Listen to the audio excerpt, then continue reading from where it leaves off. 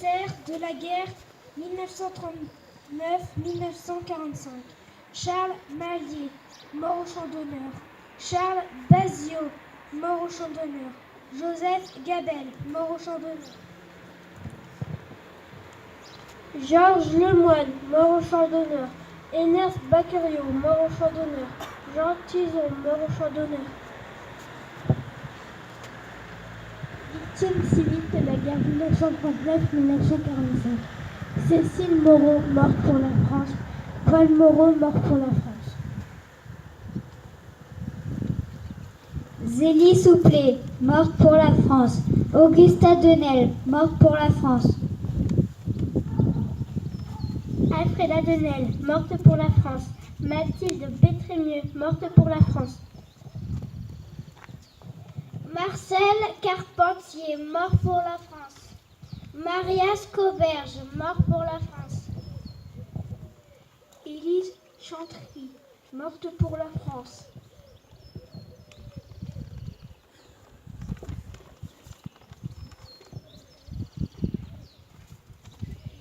Élise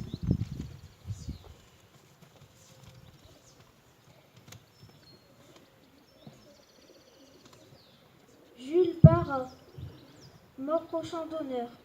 Florent Bécard, mort au champ d'honneur. Henri Becquerel, mort au champ d'honneur. Émile Blanc, mort au champ d'honneur. Alexandre Dugimon, mort au champ d'honneur. Gaston Gabel, mort au champ d'honneur. Auguste Victor Gabel, mort au champ d'honneur. François Giron, mort au champ d'honneur. René Jonas, mort au champ d'honneur. Charles Lasselin, mort au champ d'honneur. Florimond Gabel, mort au champ d'honneur. Auguste Marousset, mort au champ d'honneur. Charles Parent, mort au champ d'honneur. Auguste Paul, mort au champ d'honneur. Jules Paul, mort au champ d'honneur. Jules Proudhon, mort au champ d'honneur. Albert Stevenard, mort au champ d'honneur.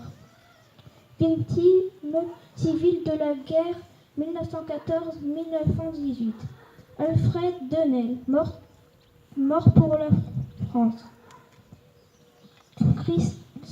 Chrysostome Prévost, mort pour la France. Alexis Gabel, mort pour la France. Antoine Potier, mort pour la France.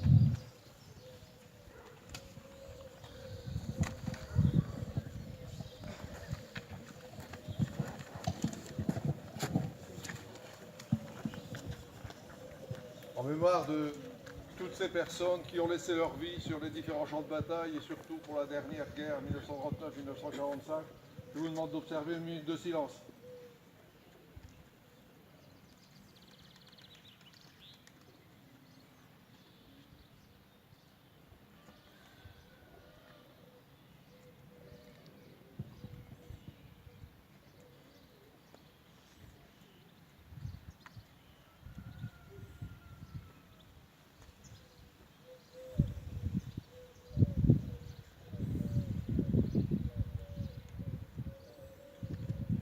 Je vous remercie.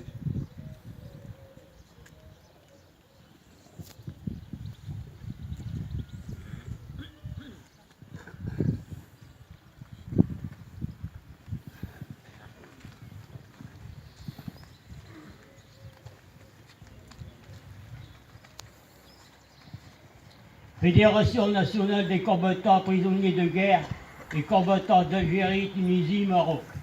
Message fédéral du 8 mai 2017. Voici 72 ans, le 8 mai 1945. La capitulation sans condition du régime hitlérien s'écroulait dans des combats dantesques pour reconquérir la paix sur le continent européen.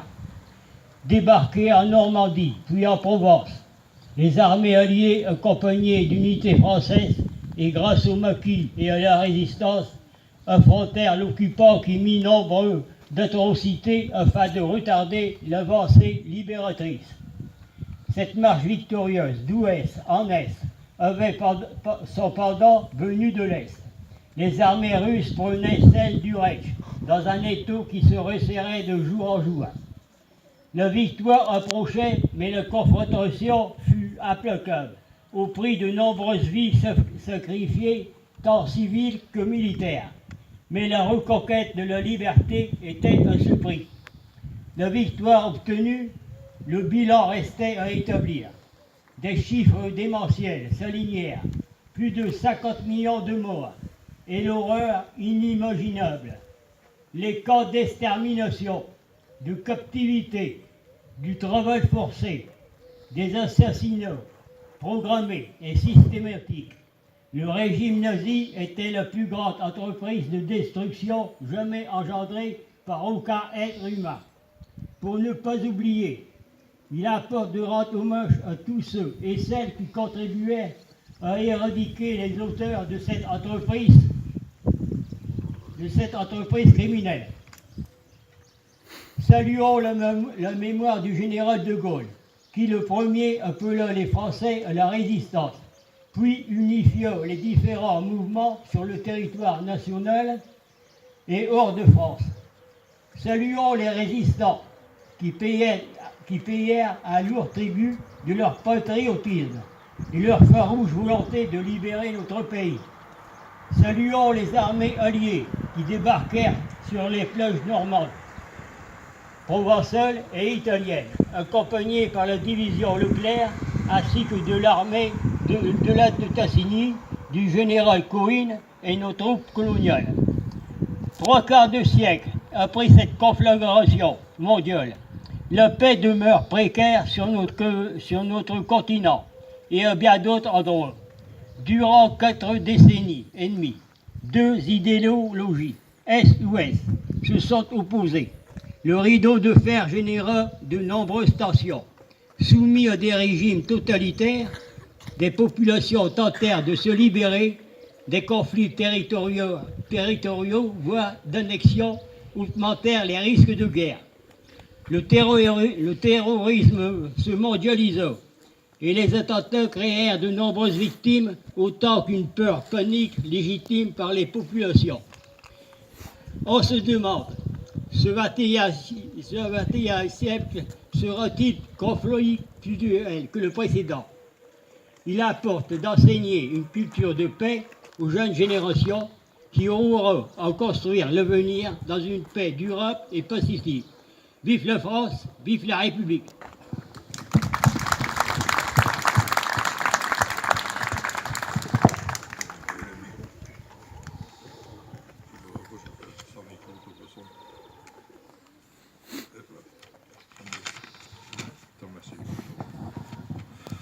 Commémoration de la victoire du 8 mai 1945. Message du secrétaire d'État auprès du ministre de la Défense, chargé des anciens combattants et de la mémoire, 8 mai 2017. Le 8 mai 1945, la victoire des nations alliées consacrait la victoire de la démocratie, des valeurs universelles de la liberté et de la dignité humaine. Il y a 72 ans prenait fin, en Europe, la guerre la plus meurtrière que l'humanité ait connue. Plus de 50 millions de femmes, d'hommes et d'enfants, dont la moitié de civils, périrent. Dès le 18 juin 1940, par la voix du général de Gaulle, la France avait dit son refus et sa volonté d'agir pour retrouver sa place au sein des grandes nations, afin de porter son message universel de liberté, d'égalité et de fraternité. Le 8 mai 1945, la France était à Berlin, effaçant la défaite de mai 1940 et l'esprit de la collaboration. Aujourd'hui, nous rendons hommage à toutes les générations de la Seconde Guerre mondiale. Hommage aux combattants de 1940, dont le sacrifice permit, lors des combats restés dans la mémoire, comme en Norvège, à Montcornet ou à Chasselet, de ralentir l'avancée de l'armée allemande au printemps 1940. Beaucoup d'entre eux laissèrent leur vie lors de la bataille de France et firent honneur à nos armées. Hommage à toutes ces femmes et tous ces hommes, français ou venus du monde entier, issus de toutes les origines et de toutes les cultures, qui conjuguèrent leurs efforts pour libérer le territoire national et faire triompher la fraternité. Hommage aux Français libres qui, audacieux et précurseurs, venant de France, d'Afrique ou d'ailleurs, légionnaires, tirailleurs, marsouins, marins ou aviateurs, constituèrent une admirable corps de volontaires ayant en commun la Croix de Lorraine. Ces soldats de l'armée d'Afrique, anciens de Bir Hakeim, débarquèrent en Provence. Ceux des commandos Kiefer furent les premiers Français à débarquer en Normandie. Hommage aux résistants de l'intérieur de toutes les convictions qui choisirent de mener le combat sur le territoire national au sein de réseaux de mouvements de maquis. Hommage aux victimes de la déportation, condamnés pour leurs idées ou pour ce qu'ils étaient, qui subirent l'innommable. Souvenons-nous des milliers de victimes civiles, hommes, femmes et enfants, qui subirent représailles et bombardements.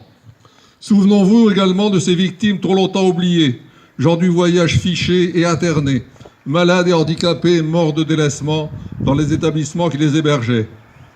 Notre pays s'est construit après 1945 sur le souvenir de ces tragédies et par la volonté de vivre ensemble au sein d'une Europe en paix, unie, préservée des nationalismes et des idéologies totalitaires. C'est cette volonté qui a permis de la réconciliation des nations européennes et c'est sur cette base que la construction européenne fut possible. Aujourd'hui, 60 ans plus tard, l'union de ces nations est la garantie de la préservation de la paix et de la liberté des Européens. En ce jour, nous mesurons l'étendue de la responsabilité que nous avons reçue en héritage et la nécessité impérieuse de la préserver pour que le désastre que fut la Seconde Guerre mondiale ne se reproduise jamais.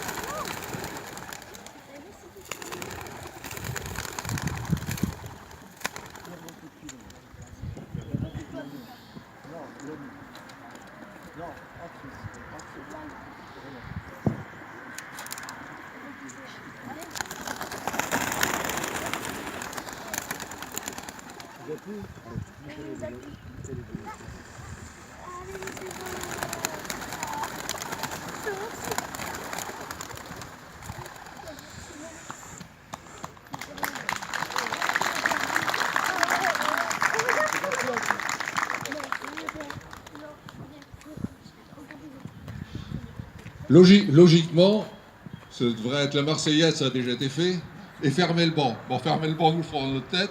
Je vous demande d'abord vous remercier de votre présence, remercier les enfants des écoles, monsieur le directeur, d'être là, remercier aussi la Société Colombophile pour ce beau lâcher de pigeons. Vous nous excuserez, avec Christian, on avait tout essayé, mais c'est la technique moderne, ça marchait, mais aujourd'hui ça n'a pas marché. Pour les prochaines réceptions, on essaiera de faire mieux. Bon, on n'arrête pas le progrès. Donc, le lâcher de pigeons, aujourd'hui, l'armée a organisé un concours à l'échelon national de colombophiles, organisé région par région, je crois, Michel, avec des lâchers échelonnés pendant toute la journée pratiquement. Donc, encore merci à tous de votre présence. Il ne me reste plus qu'à vous inviter à descendre à la salle Yvon Desreux pour prendre le verre de l'amitié. Encore merci de votre présence.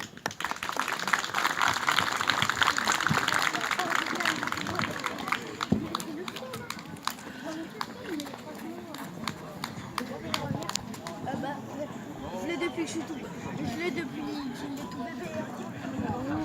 Depuis qu'il est né, je l'ai. Oh purée, non, je vais pas le repérer là. Impossible. Faudrait le repérer, mais quand il fait nuit quoi. Ah ouais, là, il a une bague.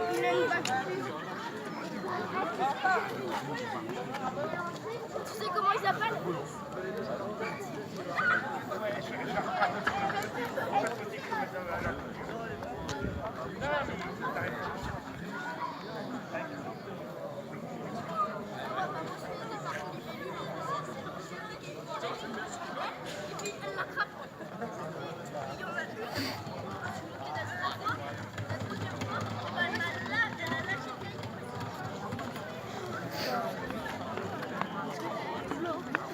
Flo,